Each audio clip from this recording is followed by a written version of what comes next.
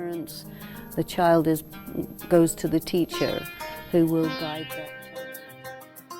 What do you mean by external moral authority? You use that expression a lot. Materialism has to do with when you are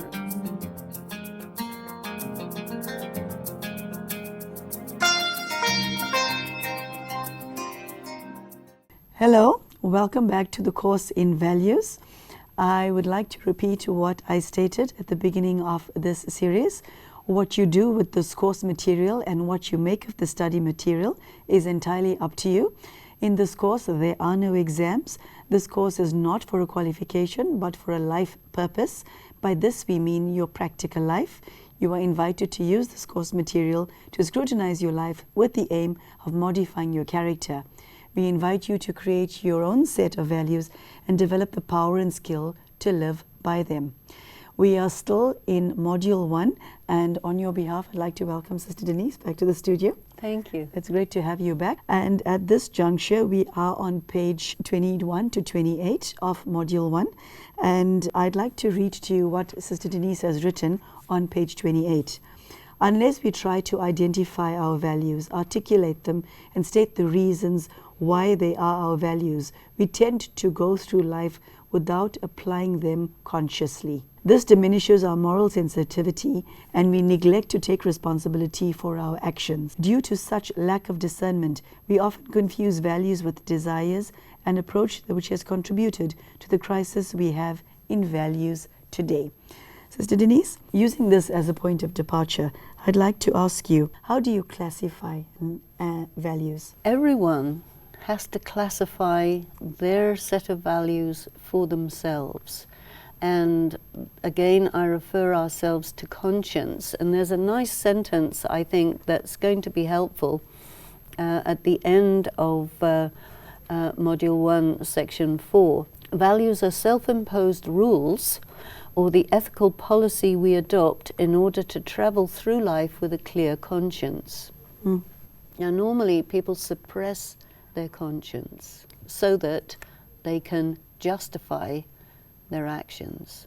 When you think quite deeply about your values, that means you have to say, okay, what is your top priority? And you have to ask yourself this question, thinking long and deep. What is my top priority? For some people, it is survival. For some people, it is compassion. For some people, it is, I want money. So I think the first thing you have to look at is this question, what do you want? Very important question. Because when you have answered that question, then you can start to set your principles. And then when you look at that, you see yourself. And then you ask yourself, do I like what I see? Or do I get horrified? People who operate, you can say, unconsciously, if they would do this kind of work, they would be truly horrified. You know, sometimes they say in religion that at the end of the world, you will go and you will face God and you will face all of your accounts. And I think part of spirituality is that you aren't going to have any surprises because you know exactly where you stand. When you're operating unconsciously, maybe you say, okay, my highest priority is to be a multimillionaire, you know, and this is very often touted as a good thing to be. Okay, I want to be a multimillionaire. I don't care how I get my multi-millions. You see, for example, today in the world, or maybe over a long period of time, you know, the maximum amount of money is acquired at the expense of the environment, the human happiness, such things. When you have triple bottom line, that means one bottom line is I want to make money. Second bottom line, my impact on the environment. Third bottom line, my impact on people. and you set your values, taking all of those into consideration, then you will find that you end up right with your conscience. You have a clear conscience. But if you say, I want multi-million dollars at any cost, you don't calculate the cost, you're going to end up lonely, sick, and die soon, and leaving a legacy of, if you want to live, not like this one. And so that would be a life that is, you say you failed the test of life because you didn't get what the questions were. So setting your values by answering the question, what do I want, is, I think, a very quick way, a very simple way to just get some clarity about what kind of person are you. And then when you're really in touch with that, then you may make some adjustments. I think a lot of times people will receive a set of values from the environment, their family, their education, their religion, and they will not decide whether they agree with it or not. There's a question of accountability. To whom? You're accountable to God, you're accountable to life, you're accountable to other people. You will be called to account, put it this way. For example, a person may be a workaholic. There are a lot of people, they're workaholics, they work very hard, they make lots of money. You become a workaholic, you make lots of money, you say, okay, the most important thing is I have to make money because I want to look after my family. But you get phone calls. When are you coming home? We're missing you. Children don't know their father. And then you're 45, you get a heart attack because you haven't looked after your health. And this is an example of the accountability coming up, telling you that you didn't have your priorities right. And so setting your values or setting your priorities is pretty much the same thing. And this course is really about what do you have to take into consideration in order to get your priorities right, so that your result is happiness. Health, wealth, and happiness. And happiness includes good relationships with people. It includes good health. It includes balance. It includes, a good balance of give and take. And you have to cover all the bases. Otherwise, I think that what the issue at hand is that we have called material values the same as spiritual values, and they're different. So if a person says, well, I am a person of very high values, what high values? Is it material values? Is it spiritual values? Is it economic values? Is it, human values? Which values are you putting on top? I'm glad you ended on that note, because my next question is the values in education, your books, this course. Is it theory? Is it practical? You put a lot of thought into it. And as one reads through the chapters, you invite the reader to apply their mind to it as well. So there's a lot of energy that goes up here, but do you put it into practice? The thing is this: if you do something, anything you do, anything you think, anything you say, it starts with your mind. Why do you do what you do? What are your reasoning? So you have to have the theoretical, you can say, philosophical component. And what you do comes back to you, you see. So the whole question of the philosophy of karma comes into this. If what you do is right, the result will be as you anticipate. You say, the foundation on which my values are based is love, for example. And that means you have to have love for yourself. You have to have love for the people that you're responsible for. You have to have love for humanity. If what you do ends up in harming someone, and you say my values are based on love, then it's telling you that you say it's based on love, but what you're doing is harming. Therefore, you're not being truthful by saying that your values are based on love. They're actually based on exploitation. Okay, so when you take your thoughts that deep, it corresponds with a shift or change in your conduct? Yes, it has to. You see, because it's all about your conduct. Your conduct is your action. Your conduct is your karma. So if your karma is right, the consequences of your karma is that your life will be the way you expect it to be. But what happens to so many people is things happen to them in life that they don't expect. That means they didn't calculate it right. That means they didn't understand their values. My next question is, how do you give this course life? If you just read the books as just a piece of literature, in the books you will find different questions that are asked. So it actually works quite well if you just want to study and apply the questions. And your laboratory is your life. That could be your family life, your work life, your social life, all of these.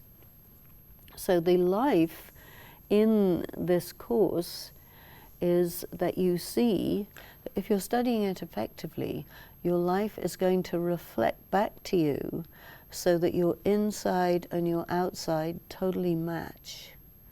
When your inside and your outside are at loggerheads or in conflict with each other, it means you haven't understood the equation. So it comes down to values being 1, 2, 3, X, Y, Z. And my point again and again is that a value is like a number. It's a priority. It's which is high, which is middle, which is low, what's important, what's not important. It's not whether it's love or whether it's peace or whether it's happiness. It's where you position those commodities. That's values. Given the diversity of the population in India as well as the world, is there such a thing as universal values? When I started this, it was definitely in the conversations that were going on that there is such a thing as universal values, and all we have to do is espouse them and carry on with them, and then everything will be happily ever after. But by examining it, we found that there isn't such a thing as universal values, because everybody's situation is different. And what we have to say is, perhaps you could say there are universal virtues, but you can't say that about values, because values is about where you set your priorities, what's important to you. And all of that depends on many, many individual attributes. If you are a person who is privileged, you're born into a wealthy family, you have a good education, you have everything going for you, and you are of a philanthropic nature, then the way that you operate is going to sustain that state of fortune. But if you don't understand the dynamics of it, and you start to waste your privileges and abuse your powers, and then you're going to incur debt, you see, which means your values are going in the minus. So values are all about making decisions on the basis of what will be the consequence if I do this, what will be the consequence if I do that. This is why there's a question of accountability. You know, it's all about accounts, it's all about maths. That involves quite a lot of premeditation. Yes, it does. It does. And this is why this is an adult course. Okay. Sister Denise, 3 questions. How does one identify, articulate, and justify your values? Do you sit with yourself and ask, what are my values? Take us through that practical procedure. Well, I came up ultimately with this simple question, very difficult to answer: what do I want? And the answers to that question changes every 5 years, every 10 years in your life? And so accordingly to your values. So the thing is, it's a very difficult question to answer, because on the whole, you don't really know. And why you don't know is because you never really thought about it. Why you didn't think about it is because people from the outside tell you, here you are, this is your life track, you start going along it, stay on track, and you'll be fine. And you say, okay. But maybe there's a conflict between that which is told to you and the voice of conscience. And wherever you find a conflict, there your mind starts working, and you say, okay, I have to resolve this conflict. Where do I begin? So my proposal to people is to sit down with a big blank sheet of paper and write down on it, what do I want? And honestly, write down the answer.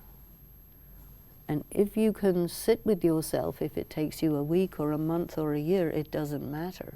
It's very important work, because if you know what you want, then you can begin to set your priorities. Different people want different things. You cannot say that there's only one type of desire that is good and all other types are bad. Although there are many people who think that way, it's actually not like that.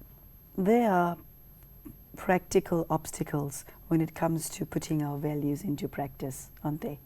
A myriad of obstacles. So my next question is, what prevents a person from putting their values into practice? And I'm referring to the person who's fully and properly articulated their values to themselves. There's this force within every person, Sister Denise, that's pulling you in the opposite direction. I'm referring to a dark side, which we all have. So you're dealing with that. You're dealing with your own personality quirks. You're dealing with your karma, the burdens that you are born with. It's the proverbial ball and chain, isn't it? So tell us how one manages that. There is something called a SWOT analysis. Your strengths, your opportunities, your weaknesses, and your threats. I find it's very useful to do that. People usually make a SWOT analysis for a business proposal, but to make a SWOT analysis just on your own self is very, very useful. I may say, okay, what I want is a PhD in philosophy. And then you have to ask yourself, well, do I have the financial wherewithal to pay for it? Do I have the intellectual caliber to achieve it? Do I have the discipline to do that? Because if I don't, then it's not achievable. So then you start to put as the answer to what you want something that is achievable. And that achievability is determined by whether you have the capacity, you see. Or you might say, okay, I want to be a great philanthropist. Okay, well, you have to be very rich. You have to live very simply. Do you understand the sacrifice required? So every time you want something, you have to pay for it. There's a cost. And you have to pay up front, don't you? You have to. In cash. Yes, yes. Or you want to say, I want to be an Olympic athlete, but do you have what it takes, Or you might say, well, I want to be a perfect parent, and your child that you get, instead of being a perfect child, you get a child with birth defects. Then you say, oh, I think I'll throw away this one, get another one. Sorry, Can't do that. So you have to deal with realities. So you have your aspirations, you have the realities, and then you see, you know, whether you will be willing to pay the price to deal with the deck of cards that you're handed, you see. And within all of that, you set your priorities and your goals, and then you have understood this course, you see. So I think as we go through the course, and there's lots of books, you know, and there's lots of things that people have to deal with, but starting first of all with this question, what do I want? It's a very, very simple question. And when you're answering it, you'll find that initially you put superficial stuff. And then you look at it and your conscience will tell you, well, that's a bit superficial. That's not what I really want. One hears the term value and value judgment a lot. What is the difference? Well, there's actually a section on value judgment. And a value judgment is something, it's a concept that's really very difficult for a lot of people to conceptualize. A value judgment is connected with prejudice.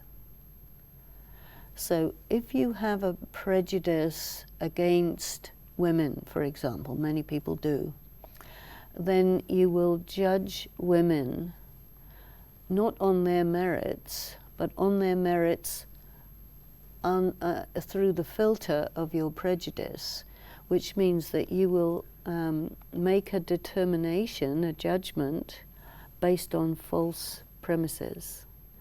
And you will not realize that that judgment is a false judgment, because you're denying that you're prejudiced. That's a value judgment. Is there any such thing as a positive value judgment? Well, I think that if you don't have any prejudice, then you're judging the matter on its own merits. That's anyway positive. So you wouldn't need to have a positive value judgment. You just have a judgment. How does age, social and economic circumstances determine or influence your values and priorities? They must have some impact on you, surely? Of course they do. Again, I refer to the SWOT analysis, you know. Okay, take us through that again. The SWOT analysis is your strengths, your opportunities, your weaknesses, and your threats. So when you're young, youth is a great strength. By the time you get old, you don't have that anymore. You're slower. You can't remember things so well, you can't learn things so well, you may have some illnesses and so on, and you know, you might be sort of no longer eligible to be part of the workforce, and so it's going to change your priorities, you see, and then it's going to change what's important for you. It's going to change where you put your energy, you see. So your circumstances and situation, as they change, your values also change. Virtue is different, because virtue is independent of circumstances. Thank you, Sister Denise, for joining us today. Thank you. This has been an extremely riveting half an hour. And what I liked about it is that our speaker has shared a very practical approach to life. This is what I like about this course. You don't just keep it for intellectual understanding, but you're invited by the author of these books to put it into practice in a very practical manner, in a very definitive manner.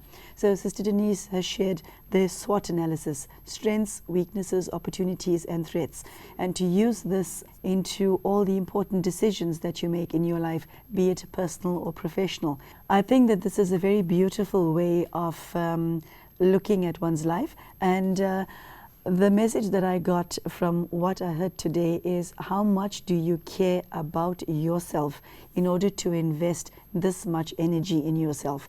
All of these 8 books are about you and how you lead your life, how you understand what life is all about, and how you approach life and the skills to approach life. So Do you care about yourself that much to sit down and spend enough time on self-analysis in order to look at your values and ask yourself, what do you want? So this is a very powerful message from Sister Denise, and I do hope that it has enriched your life in some way.